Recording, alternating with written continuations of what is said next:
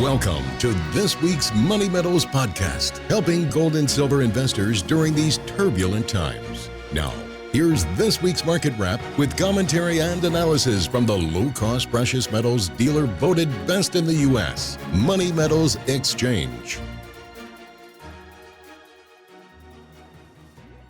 Welcome to this week's Market Wrap podcast. I'm Mike Gleason. Debt troubles in China and Washington, D.C. helped boost safe haven demand for precious metals early this week. By Thursday, however, investors piled back into stocks and sold off safe havens again.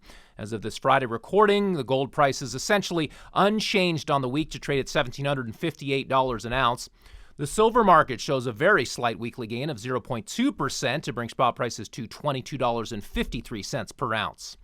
Turning to platinum, the catalytic metal is on the move in early fall trading after underperforming all summer. Prices are up 3.8% this week to trade at $989 an ounce. Platinum is making news for an unusual reason that has nothing to do with its primary demand sources in the automotive and jewelry industries. Instead, it has to do with the political fight over raising the debt ceiling. Some Democrats are proposing that the Treasury Department issue a $1 trillion platinum coin as a way around the need to increase borrowing capacity. Legal loopholes apparently allow the platinum coins in particular to be issued with any face value the Treasury Secretary sees fit to designate. The proposed trillion-dollar coins could then be deposited at the Federal Reserve, which would credit the government's account with the cash it needs to pay its bills.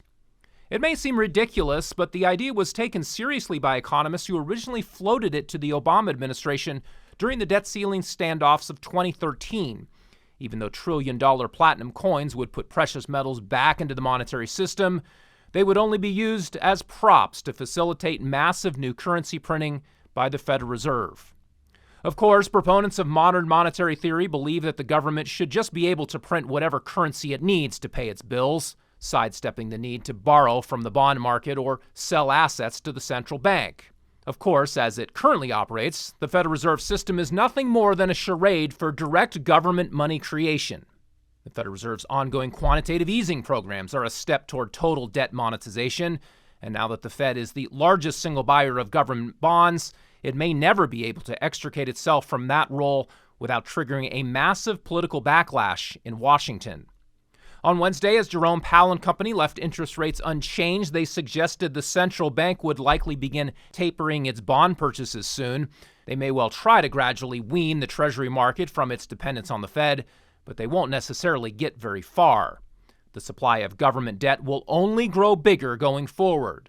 And since spending by elected officials is constrained neither by a gold standard nor by tax revenues, the only thing that ultimately backs Treasury bonds is the power of the printing press and its electronic equivalent.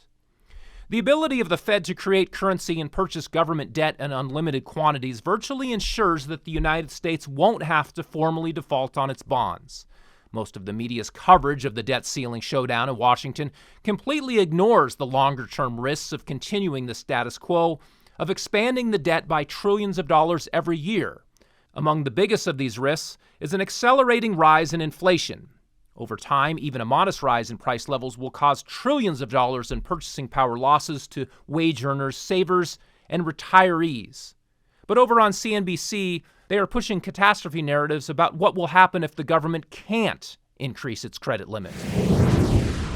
Goldman Sachs is calling the current debt limit showdown the riskiest in a decade.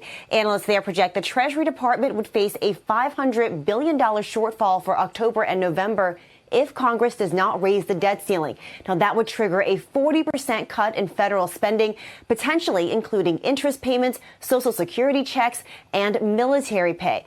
Now, even just a delay in increasing the limit could be damaging as well. In a letter to Congress yesterday, 6 former Treasury secretaries said, quote, postponing action to raise the debt limit until too close to the deadline undermines confidence in our political system at home and abroad. Now, it is important to note that both Democrats and Republicans agree that default would be catastrophic and that the debt ceiling should be raised. What they're fighting over is who should actually do it.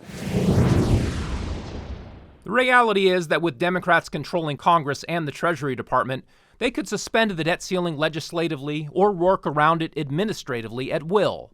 Senate Majority Leader Chuck Schumer could authorize the government to undertake additional borrowing through a procedural vote at any time. The only reason he hasn't is to make a political point.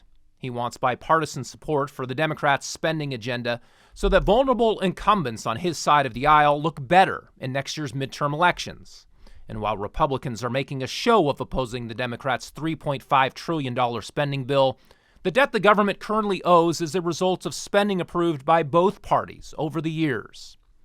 Deficits are truly a bipartisan affair, and so is monetary policy.